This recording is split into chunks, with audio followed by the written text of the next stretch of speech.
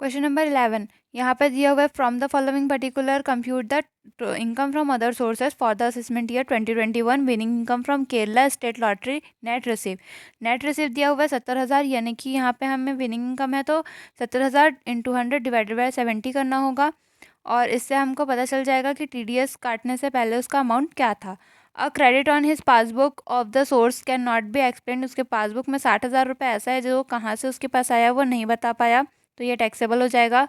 4,500 receive हुआ उसे tax free debenture के इंटरेस्ट के रूप में, तो ये हम क्योंकि टैक्स फ्री वर्ड दिया हुआ है इसलिए हमको इसको ग्रॉस अप करना पड़ेगा। प्राइवेट है डिबेंचर तो ग्रॉस अप करना पड़ेगा 4,500 को। उसके बाद 7,200 received as interest on debenture of Telco company, ये भी प्राइवेट कंपनी है तो हमको इसके साथ रिसीव वर्ड दिया हुआ है इसलिए हमको इसको भी ग्रॉस अप करना होगा। उसके बाद rent receive from letting out building को किराए पे दिया था जिससे कि रेंट उसको मिल रहा है तो ये भी टैक्सेबल हो जाएगा। फिर एक्सपेंस दिया हुआ है, डेप्रिसिएशन अलाउ कर रहा है 6,000 का, इंश्योरेंस है 500 रुपये का, रिपेयर है 2,500 का, रॉयल्टी दिया हुआ है तो रॉयल्टी तो टैक्सेबल हो जाएगा 19,000 का और उसके लिए रॉयल्टी के क्लेम किया गया है 4,000 रुपये, तो इसका ये कंप्यूटेशन होगा। Question number 11 computation of income from the other sources for the assessment year 2021 winning income from Kerala state lottery 70,000 दिया था, 70,000 इंटू 100 डिवाइड बाय 70 करेंगे तो आ जाएगा 1,00,000, क्योंकि विनिंग इनकम पे 30% का TDS कटता है इसलिए यहाँ पे हम ये 70 लिखे हैं। A credit in passbook which source can not be explain 60,000 का था, interest on tax free debenture था 4,500 का, डिबेंचर पे सिक्योरिटीज़ पे 10% का TDS कटता है इसलिए यहाँ पे 100 डिवाइड बाय 90 किया गया है और ये करने पे आ जाएगा 5,000। इंटरेस्ट ऑन डिबेंचर दिया हुआ है तो 7,200 का था इंटू 100 और डिवाइड बाय क्योंकि डिबेंचर है इसलिए 90 की है तो आ जाएगा 8,000। फिर रेंट रिसीव हो रहा है लेटिंग आउट बिल्डिंग से 25,000 रुपये का, उसके बाद रॉयल्टी का पैसा था 19,000 का। ये सबको हम जब टोटल कर देंगे तो आएगा 2,17,000। अब इसमें से अलावेबल एक्सपेंसेस हैं, डेप्रिसिएशन का 6,000, इंश्योरेंस का 500, रिपेयर का 2,500 और एक्सपेंस ऑन स्टेशनरी था 4,000 का। 2,17,000 में से 6,500 2,500 और 4,000 माइनस करेंगे तो आ जाएगा 2,04,000 जो हमारा taxable income from other sources होगा। Question number 12 from the following income receive by mister A during the financial year 1920 directors fees दिया हुआ है 6,000 का, income from agriculture land in Pakistan यानी कि फॉरेन का दिया हुआ है, इंडिया का रहता तो एग्जेम्प्ट होता लेकिन फॉरेन है तो ये टैक्सेबल हो जाएगा। Interest on post office saving bank ये एग्जेम्प्ट होता है, पोस्ट ऑफिस सेविंग बैंक क्योंकि ये पर्सनल होता है। उसके बाद interest on fix deposit SBI तो ये है 1,500 का। Interest on winning income from lottery तो लॉटरी का नेट दिया हुआ है तो हमें इसे ग्रॉस अप करना होगा 35,000 का ग्रॉस अप। उसके बाद क्रॉस वर्ड पजल ये भी टैक्सेबल होगा, इसका भी ग्रॉस अप करना पड़ेगा, है ना। उसके बाद रॉयल्टी ऑन बुक्स ये टैक्सेबल हो जाएगा और इसमें एक्सपेंसेस मतलब कि रॉयल्टी पे खर्च हुआ है 4,000 का तो ये भी डिडक्शन मिलेगा। फिर compute his income from other sources. Question number 12 computation of income from the other sources. Directors fees दिया हुआ था 6,000 का, income from agriculture land on off Pakistan था 40,000 का, इंटरेस्ट ऑन फिक्स डिपॉजिट था इन SBI 1,800 का, विनिंग फ्रॉम लॉटरी था 35,000 का जिसका हमको क्रॉसअप करना पड़ेगा तो आ जाएगा 50,000। फिर क्रॉसवर्ड पजल था तो 2,500 का। उसके बाद रॉयल्टी ऑन बुक था 20,000 का। फिर इसमें माइनस करेंगे हम अलावेबल एक्सपेंसेस जो था spent on collection of royalty collect करने में एक्सपेंस हुआ था 4,000 का।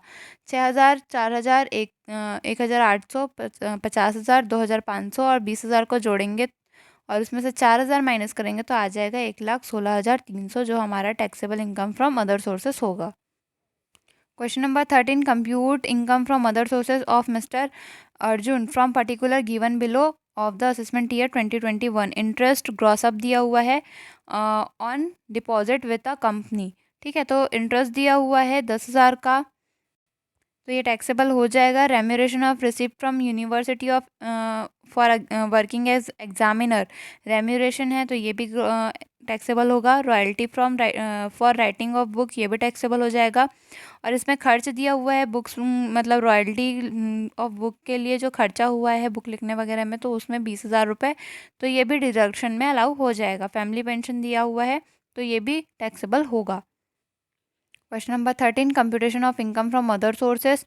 इसमें interest on deposit with a company था 10,000 का, remuneration receive as examiner 8,000, royalty दिया हुआ है 80,000 का। फैमिली पेंशन, तो पेंशन में हमेशा ये रूल रहता है कि 1/3 ऑफ पेंशन या फिर 15,000, दोनों में से जो छोटा होता है उसको हम लेते हैं, वो एग्जाम्प्ट होता है और बाकी अमाउंट टैक्सेबल होता है। तो 1/3 करेंगे, हमारा पेंशन था 48,000 का, उसका 1/3 करेंगे तो 16,000 आएगा और अमाउंट 15,000, दोनों में से छोटा क्या है 15,000। तो हम हमारा पेंशन था 48,000 का, उसमें से 15,000 माइनस कर देंगे तो 33,000 आ जाएगा।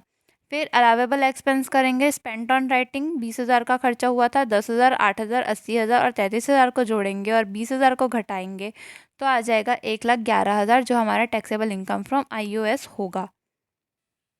Following are the particular of the income of Mrs. Sita for the previous year 1920. Dividend receive from an Indian company से डिविडेंड रिसीव हो रहा है तो ये एग्जेम्प्ट हो जाएगा। उसके बाद विनिंग फ्रॉम लॉटरी, ये विनिंग फ्रॉम लॉटरी है तो ये अलाउ हो जाएगा और इसका हमको क्रॉसअप करना पड़ेगा। डिडक्टिंग सोर्स ऑफ 30,000, मतलब कि जब उसको पैसा मिला तो वहीं पे 30,000 रुपये उसका डिडक्ट कर लिया गया। तो हमको इसको क्रॉसअप करने के लिए 70,000 और 30,000 को जोड़ देंगे तो पता चल जाएगा कि उसको टोटल कितना रुपये उस टाइम पे मिला था। फिर विनिंग फ्रॉम कार्ड गेम से उसको मिल रहा है 20,000। Interest receive on government security से इंटरेस्ट मिल रहा है तो ये एग्जेम्प्ट होता है, ठीक है। और रिसीव वर्ड दिया हुआ है इसमें, क्योंकि रिसीव वर्ड दिया हुआ है इंटरेस्ट रिसीव, इसलिए ये एग्जाम नहीं होगा, सॉरी, ये टैक्सेबल होगा बट इसको हम ग्रॉसअप नहीं करेंगे क्योंकि रिसीव वर्ड दिया है। फैमिली पेंशन दिया हुआ है 48,000 का तो इसको भी हमको रूल के हिसाब से अलाउ करना होगा। फिर interest paid on the amount of borrowing for purchasing of share, तो हमने डिविडेंड को यहाँ पे अलाउ नहीं किया है तो हम यहाँ पे इस डिडक्शन को भी अलाउ नहीं करेंगे। Collection charges in respect of interest on government security को यहाँ पे हमने टैक्सेबल किया है, इसलिए ये भी कलेक्शन चार्जेस भी टैक्सेबल होगा। फिर परचेस लॉटरी टिकट का खर्चा अलाउ नहीं होता तो ये भी एग्जाम्प्ट हो जाएगा। फिर compute her income from other sources for the assessment year 2021। Computation of income from the other sources, dividend दिया हुआ था इंडियन कंपनी का, वो एग्जाम्प्ट होगा। विनिंग फ्रॉम लॉटरी था 30,000, वहीं पे डिडक्ट कर दिया गया था और टैक्स के रूप में, और 70,000 मिला था तो दोनों को जोड़ देंगे तो पता चल जाएगा कि 1,00,000 उसका विनिंग इनकम था। विनिंग कार्ड गेम, तो कार्ड गेम से उसे 20,000 मिला था।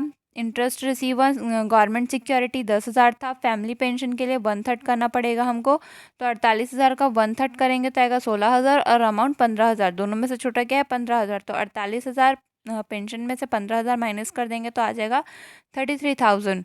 उसके बाद अलावेबल एक्सपेंस, इसमें कलेक्शन चार्ज बस अलाउ होगा, बाकी दोनों अलाउ नहीं होगा क्योंकि हम शेयर डिविडेंड अलाउ नहीं किए हैं इसलिए शेयर अलाउ नहीं होगा। और लॉटरी का टिकट खरीदने का कोई भी खर्चा इसमें अलाउ नहीं होता है इसलिए वो भी अलाउ नहीं होगा। सिर्फ कलेक्शन चार्जेस अलाउ होगा, तो 10,000 रुपये था कलेक्शन, उसने यहाँ पे गवर्नमेंट सिक्योरिटी से 10,000 का ही कलेक्शन किया था तो इसलिए हम 10,000 का 2% निकालेंगे तो आ जाएगा 200 रुपये। 1,20,000, 10,000, 33,000 को जोड़ के 2,000 को घटा दें, सॉरी 200 को घटा देंगे तो आ जाएगा 1,62,800, जो हमारा टैक्सेबल इनकम फ्रॉम IOS होगा।